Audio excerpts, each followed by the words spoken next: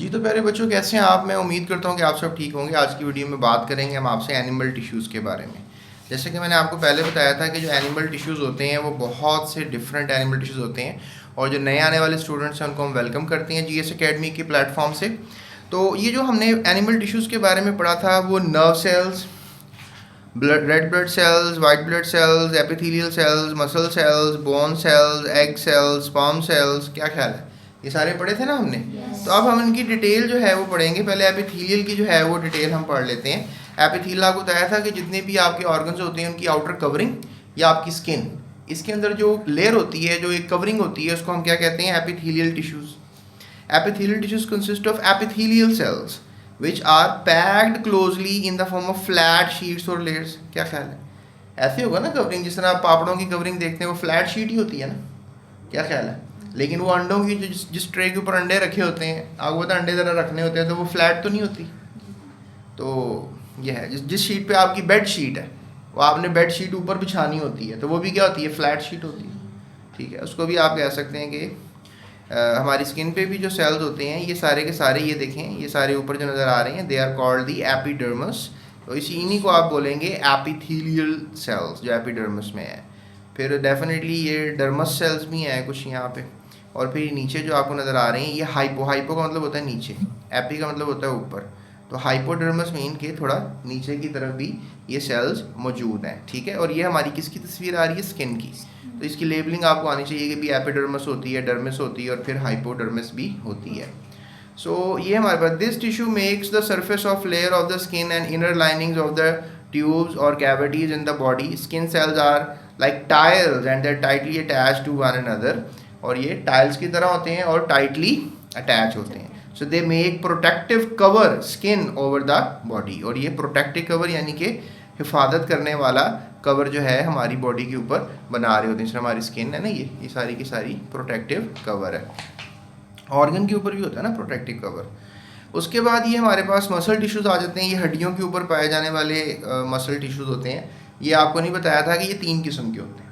ठीक है, आपके जो दिल के टिश्यूज़ हैं वो भी आप कह लें कि कुछ मसल टिश्यूज़ ही हैं। ठीक है, और आपकी जो हड्डियों के ऊपर हैं ये वाले, ये भी हैं, that called the skeleton muscle tissues.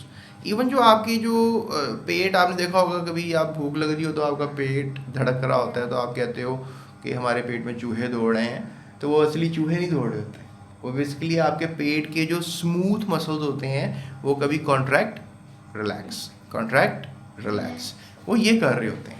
And that makes an idea of कि भाई आपके पेट में चूहे दौड़ रहे हैं। हालांकि वो पेट कह रहा था भाई खाना लाओ, मैंने इसको आगे भेजना है, खाना अब्जॉर्ब करना है, मैंने खाना डाइजेस्ट करना है। पेट कहता है ना, भूख लगती है ना आपको जब महसूस होती है।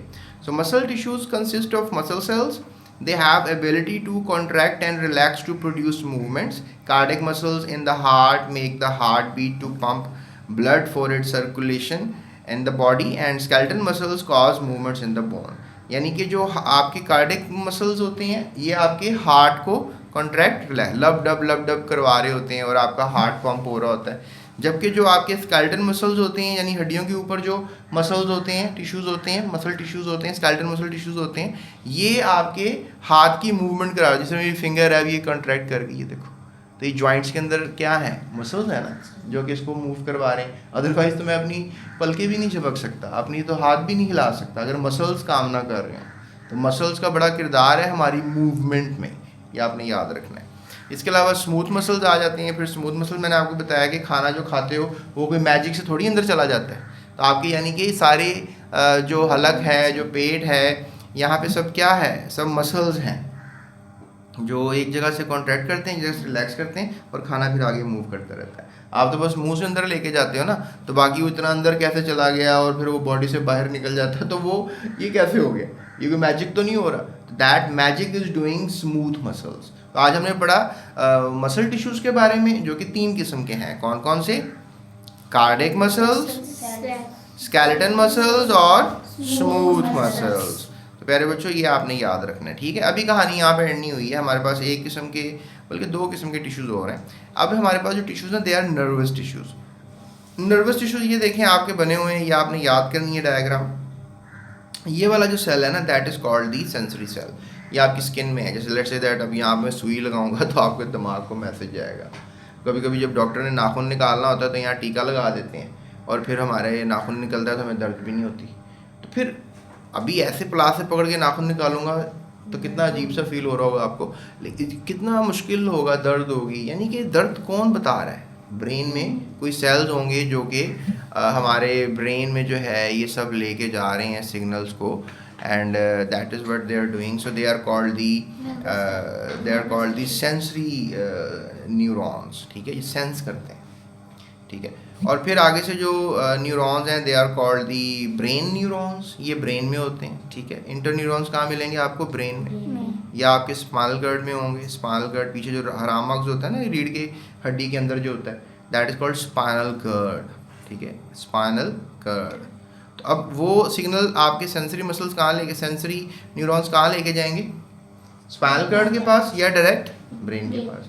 तो फिर ब्रेन डिसीजन लेगा, एक्शन लेगा कि भाई ये सुई है, टेंशन ना लो, कोई मसला नहीं है। अगर सांप काट देगा कहेगा सांप है भाई भागो यहाँ से। तो मतलब ब्रेन ने एक्शन लेना होता है, जो भी काम हमें बताना होता है कि भाई ये करो वो करो, वो किसने बताना होता है? ब्रेन। तो फिर ब्रेन भी आगे से जो है ना सिग्नल देता है और सेंसरी न्यूरॉन, इनका नाम है मोटर न्यूरॉन्स। तो ये पूरी एक साइकिल है, यानी कि पहले सिग्नल आपको मिला हाथ पे या कहीं भी बॉडी किसी हिस्से पे, वो गया कहाँ पर? सेंसरी न्यूरॉन से होता हुआ आपके इंटर न्यूरॉन्स पर, आगे ब्रेन और स्पाइनल कर्ड में चला गया। और इन्होंने फिर सोचा, और सोचने के बाद डिसीजन लिया और सिग्नल किसको दे दिया? मोटर न्यूरॉन्स को। और फिर ये अटैच है आगे से आपके इफेक्टर्स के साथ, यानी कि आपके मसल्स के साथ। यानी आपके मसल्स एकदम कॉन्ट्रैक्ट रिलैक्स करते हैं और आप भाग जाते हो। अगर मसल्स को सिग्नल ना जाए तो भागोगे कैसे ना? या छोड़ो, ये सिग्नल ये नहीं भी आ रहा आपका, लेट्स इसको छोड़ो आप, लेट्स से आपका ब्रेन जो है फंक्शन कर रहा है, उसने किसी ना किसी को सिग्नल तो देना है ना। उसने किसको सिग्नल दिया? मोटर न्यूरॉन को। मोटर न्यूरॉन ने फिर आगे से मसल को कहा तुम कॉन्ट्रैक्ट हो जाओ, रिलैक्स हो जाओ। अभी जिस तरह आपने पलक झपकी है, ये तो ऐसा सिस्टम है मसल्स का कि जो ऑटोमेटिक है, ये तो हमारे कंट्रोल में नहीं है। लेकिन हमारा उठना बैठना चलना फिरना खाना पीना ये सब किसके कंट्रोल में है? हमारे कंट्रोल में है। हम अगर मसल्स को कहेंगे तो वो ये काम करेंगे, अगर मसल्स को हम ये नहीं कहेंगे तो ये काम वो नहीं। तो मसल्स को सिग्नल कौन दे रहा है? Brain plus motor neuron. मतलब ब्रेन तो हर जगह, तो बॉडी में ब्रेन नहीं है ना, ब्रेन तो ऊपर ही है, सर में ही है। तो वो फिर आगे से किसको सिग्नल देता है कि वो मसल्स को बताओ जा, तो वो किसको देता है? Motor neuron. मोटर न्यूरॉन फिर मसल्स के साथ अटैच है। ये वाला सेल का हिस्सा किसके साथ अटैच है? ब्रेन के साथ। और ये वाला हिस्सा किसके साथ है? Motor neuron. तो ये खुद है ना, मोटर न्यूरॉन का ये सारा हिस्सा, ये वाला हिस्सा उसके मसल्स के साथ अटैच है। मतलब देखो ना, ये वाला हिस्सा कहलाता है डेंड्राइट और ये वाला हिस्सा कहलाता है एक्सॉन। समझ रहे हो? तो ये थोड़ा सा यहाँ पे लगता है कुछ मिसप्रिंट हो गया वैसे देखा जाए तो जो हमारे इंटरन्यूज होते हैं ना, इसमें डेंड्राइट्स नहीं होते, इसमें एक्सॉन्स ही होते हैं। ये भी एक्सॉन ही है। ठीक है, तो एक्सॉन ने किसको दिया सिग्नल? डेंड्राइट से। अच्छा, अब ये जो सेंसरी न्यूरॉन्स को ये सिग्नल डेंड्राइट को जो मिला है, ये हमने दिया है। ये हमने दिया। हमने किसको दे दिया? डेंड्राइट को। डेंड्राइट के सेल ने फिर इंटरप्रेट किया, किसको सिग्नल दे दिया? ब्रेन को, स्पाइनल कर्ड को, है ना। और फिर आगे से स्पाइनल कर्ड और ब्रेन ने किसको सिग्नल दे दिया? Motor neuron. मोटर न्यूरॉन ने फिर किसको देना है आगे सिग्नल? मसल को। मसल ने फिर कॉन्ट्रैक्ट करना है या रिलैक्स करना है, उसकी मर्जी है। अगर ऐसा सोचते हो ना कि मैं उठ के अब पानी पीने जाता हूँ, सोचते हो, तो सोचने का काम किसने किया? इंटर न्यूरॉन ने। और फिर उठ के जाने का काम, यानी कि इंटर न्यूरॉन ने कहा होगा उसको, मोटर को भी, चलो इसके मसल्स को बताओ उठना है, फिर चलना फिरना। कभी कभी होता है ना, जब किसी को फालज हो जाता है तो वो मसल्स अपने हिला नहीं पाता, उसके मसल्स वो उठ के चल नहीं पाता। वो क्यों नहीं चल पाता?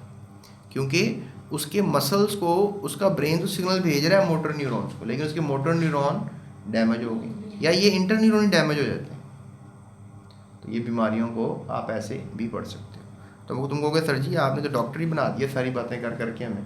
तो मैं तुम्हें डॉक्टर वगैरह तो नहीं बना रहा था, मैं तुम्हें सिर्फ ये बता रहा था कि जो आपके नर्वस टिश्यूज़ हैं ये कैसे काम करते हैं। उसके बाद हमारे आखिरी टिश्यूज़ हैं, that is called the blood tissues. और ब्लड टिश्यूज़ जो हैं ये बेसिकली क्या करते हैं कि ये ब्लड होता है जो हमारा, ठीक है, वो उनको हम सारे सेल्स को, जो हमारे ब्लड में सेल्स होते हैं उनको ब्लड टिश्यूज़ कहते हैं। और अभी हमने पढ़ा था ना रेड ब्लड सेल होते हैं, लेकिन इसके अलावा ये देखो वाइट ब्लड सेल भी तो हमारे ब्लड में ही होता है, ये जो हमारे फौजी होते हैं और जिन्होंने जर्म्स को खाना होता है, बताया था ना मैंने आपको वाइट ब्लड सेल्स के बारे में, और पीछे मैंने लेक्चर्स में बताया हुआ है। और उसके बाद ये क्या होती हैं, टुकड़े से हैं ये इनको हम कहते हैं प्लेटलेट्स। क्या कहते हैं इनको? प्लेटलेट्स। ये भी ब्लड के अंदर ही होते हैं। जब हमारा कट लग जाता है तो खून जम नहीं जाता आगे, तो ये वाले सेल्स आके खून जमने में हेल्प करते हैं, प्लेटलेट्स। अगर ये प्लेटलेट्स ना हो तो फिर हमारा जो खून है वो बॉडी के अंदर ही लीक होना शुरू हो जाए और हमारी डेथ हो जाए। डेंगू फीवर में ये होता है ना, प्लेटलेट्स बनना कम हो जाते हैं तो हमारी इंटरनल ब्लीडिंग हो जाती है और फिर हमारी डेथ हो जाती है। तो ये प्लेटलेट्स होते हैं, ये भी क्या है, blood tissues, they are inside the blood tissues. तो हमने 3 आपको बता दिए, red blood cell, white blood cell और प्लेटलेट्स। और ये जो अंदर लिक्विड होता है ब्लड की, इसको हम कहते हैं प्लाज्मा। क्या कहते हैं? प्लाज्मा। तो ये हमारे पास टोटली सारा का सारा जो टॉपिक है that is the blood tissues. तो ये जो से बाजू ब्लड हमारी बॉडी में जितना भी है उन सब में ये है प्लेटलेट्स। हाँ, हमारे जो जितनी भी खून की नालियाँ हैं, हर खून की नाली में प्लेटलेट्स मिलते हैं। और ये प्लेटलेट्स जो होते हैं ये बहुत इंपॉर्टेंट होते हैं, बिकॉज प्लेटलेट्स की मदद से ही हम जो हैं खून को रोक पाते हैं, जमा पाते हैं। वरना तो खून हमारी आंखों से निकलने लग जाए, बॉडी से बाहर निकलने लग जाए, रोकने वाला भी तो कोई एजेंट होगा ना। तो रोकने वाला एजेंट कौन सा है? प्लेटलेट्स। ये दीवार सी बना लेते हैं फ़ौरन जहाँ से खून निकल रहा होता है, तो फिर वहाँ से खून बाहर नहीं निकलता। और फिर जब हमारे जिस तरह दीवारों के अंदर सीमेंट नहीं होता, ऐसे हमारे सेल्स के दरमियान प्लेटलेट्स सीमेंट है, जो सीमेंट का काम कर रहा है और खून को बाहर नहीं आने दे रहा बॉडी से, और खून हमारा नालियों के अंदर ही मूव कर रहा है। जमता नहीं, जम के तो तब भी मर गए ना, चल रहा है, फ्लो में है, ठीक है ना। आपको पता खून की नालियाँ वेन्स और आर्टरीज होती हैं, ठीक है। तो प्यारे बच्चों, ये हमारा आज का टॉपिक था। अब नेक्स्ट इंशाल्लाह आपसे हम बात करेंगे ऑर्गन सिस्टम से रिलेटेड, और ये वाला लेक्चर हम बड़ा इंपॉर्टेंट है, ये भी लीजिएगा। आपने लिखना है यूट्यूब सर्च बार पे organs and organ system in human body space GS academy लाजमी लिखिएगा ताकि आपको ये वीडियो मिल जाए, ठीक है। उसके बाद हम ये एक्सरसाइज सॉल्व करेंगे। आपने लिखना है chapter 1 exercise class 6 science space GS academy लिखेंगे तो फिर आपको मेरी वीडियो मिलेगी ना, ये वाली। और फिर ये हम सारी एक्सरसाइज सॉल्व करेंगे आपके साथ, ठीक है। और फिर हम चलेंगे अगले चैप्टर की तरफ, जो कि बड़ा मज़े का चैप्टर है, दैट इज़ प्लांट्स के अंदर रिप्रोडक्शन कैसे होती है, ठीक है। So that's it, thank you so much, अपना ख्याल रखिएगा, जाते चैनल को सब्सक्राइब भी कीजिएगा। अल्लाह हाफ़िज़।